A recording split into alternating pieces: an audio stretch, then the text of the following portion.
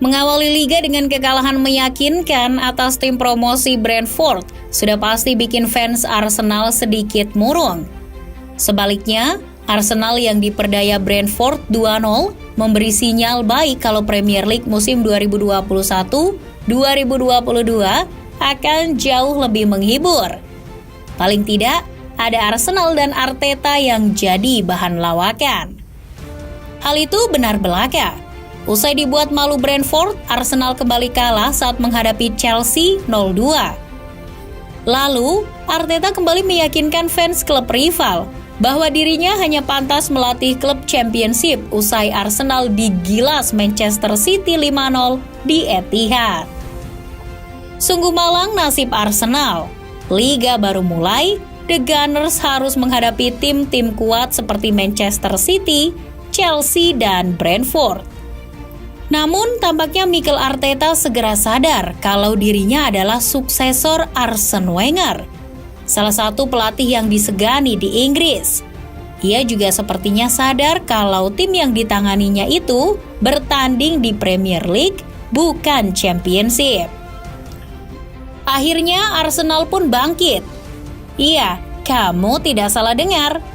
Tim meriam London membuktikan mereka tidak pantas untuk dihina, dikucilkan, atau bahkan dianggap klub EFL Championship yang nyasar ke Premier League. Setelah diremukan City, Arsenal bangun dengan mengalahkan Norwich City, klub zona degradasi. Arsenal sendiri waktu itu posisinya juga tidak jauh dari zona degradasi. Tak disangka, Arsenal meraih kemenangan atas seniornya di papan bawah Premier League meski hanya 1-0. Kemenangan itu pun berlanjut di laga setelahnya. Arsenal menang atas Burnley dengan skor yang sama. Ujian sesungguhnya kembali menghampiri Arsenal di pertandingan berikutnya. Skuad Arteta mesti menghadapi Tottenham Hotspur. Hasilnya, Arsenal menegaskan bahwa ayam tidak jauh lebih baik dari burung kenari. Meriam London menang telak 3-1 atas The Lily Whites. Ajaib, kemenangan atas Tottenham Hotspur tampaknya bikin anak asuh Arteta makin pede. Bahkan setelah pertandingan itu, Aubameyang CS mencatatkan rekor unbeaten. Arsenal tidak pernah kalah di 10 laga. 2 kali meraih imbang saat jumpa Crystal Palace dan Brighton. Sedangkan sisanya meraih kemenangan, termasuk saat menghadapi Watford. Namun, rekor unbeaten Arsenal terputus. Arsenal yang sudah lupa caranya untuk kalah justru diingatkan kembali oleh Liverpool. The Reds membantai Arsenal 4-0 di Anfield. Namun pembantaian tersebut hanya seperti noda kecil saja bagi Arteta. Sebab Arteta sendiri kadung sukses mengerek posisi Arsenal dari yang mendekati zona degradasi sampai ke mendekati zona Liga Champions per 30 November 2021. Arsenal cepat move on dari kekalahan menyakitkan atas Liverpool. Anak didik Arteta kembali tampil klinis saat menghadapi klub kaya baru Newcastle United. Arsenal menang 2-0 atas The Magpies di Emirates Stadium. Lantas, apa sebenarnya rahasia Arsenal bisa mendadak jago? Apakah yang disebut-sebut Arsenal soal proses itu beneran nyata dan inilah hasilnya? Awal musim, Mikel Arteta secara mengejutkan mendatangkan pemain-pemain muda yang harganya terbilang mahal. Aaron Ramsdale, Ben White, dan Nuno Tavares adalah contohnya. Akan tetapi 3 pemain tersebut plus Takehiro Tomiyasu dan Albert Sambi-Lokonga nyatanya tak sanggup berbuat banyak. Kenyataannya itu hanya sesaat. Aaron Ramsdale yang dibeli dari Sheffield United seharga 24 juta pound membuktikan kalau Arteta tidak salah membeli. Kiper yang punya CV spesialis degradasi itu justru tampil apik di tangan Mikel Arteta. Arteta menyulap kiper 23 tahun itu menjadi kiper yang begitu terengginas di Premier League. Ramsdale bahkan memiliki persentase penyelamatan terbaik kedua di bawah Edward Mendy dengan 86%. Ramsdale baru salah satu pemain muda yang moncer di tangan Arteta. Masih ada nama lain yang bisa menunjukkan kepada para haters bahwa Arsenal tidak terlalu butuh pemain berpengalaman. Tapi cukup dengan pemain muda yang bertalenta. Arsenal bisa mengangkangi Tottenham Hotspur. Ada nama Emil Smith-Rowe yang tengah naik daun. Anak muda 21 tahun itu tampil impresif di beberapa pertandingan terakhir. Berkat determinasinya, Smith-Rowe bahkan menjadi man of the match saat Arsenal menaklukkan Aston Villa 3-1.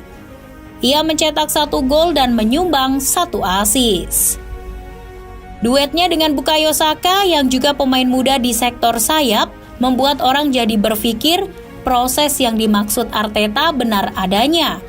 Belum lagi, Arsenal masih punya Gabriel Martinelli, pemain muda yang mesinnya baru panas setelah mencetak gol ke gawang Newcastle. Pemain-pemain muda tersebut bagaimanapun menjadi kunci permainan Arsenal, minimal agar Arteta dan Arsenal lupa caranya kalah. Namun itu baru satu baut saja. Yang jelas kegemilangan Arsenal tersusun bukan hanya dari satu baut itu saja. Saat pertama kali Mikel Arteta masuk menggantikan Arsene Wenger tahun 2018, ia berkali-kali bilang percaya pada proses. Tampaknya sungguh Arteta tengah membangun proses itu. Dalam suatu wawancara di kanal YouTube Arsenal, Arteta selalu memberikan motivasi dan memajang foto Arsene Wenger di tempat latihan tim meriam London. Hal itu dilakukan Arteta demi menjaga kebersamaan para pemain dan mentalitasnya. Selain dari segi non-teknis, Arteta mengajak Nicolas Jover untuk menjadi pelatih set piece atau bola mati skuad The Gunners. Jover sendiri sebelumnya bekerja dengan Pep Guardiola di Manchester City, juga sebagai pelatih bola mati. Kedatangan Jover terbukti berdampak signifikan. Gol Arsenal di musim lalu dari situasi bola mati hanya 11%. Nah, ketika Jover masuk, 46% gol The Gunners berasal dari situasi bola mati. Dari situlah peran Jover sangat riskan bagi Arsenal. Seseorang yang keahliannya bisa sangat berguna dan berharga bagi kami. Sampai pertandingan ke-13, Arsenal tampil lumayan. Arteta berhasil mendongkrak timnya hingga ke peringkat kelima untuk sementara.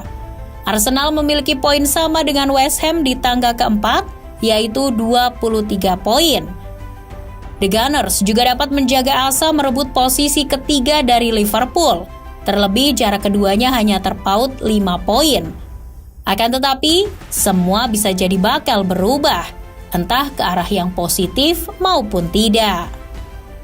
Arsenal mungkin bisa menang atau minimal imbang saat menghadapi tim yang selevel dengan mereka. Namun ketahanan skuad Arteta kerap lemah gemulai ketika berhadapan dengan Big Six.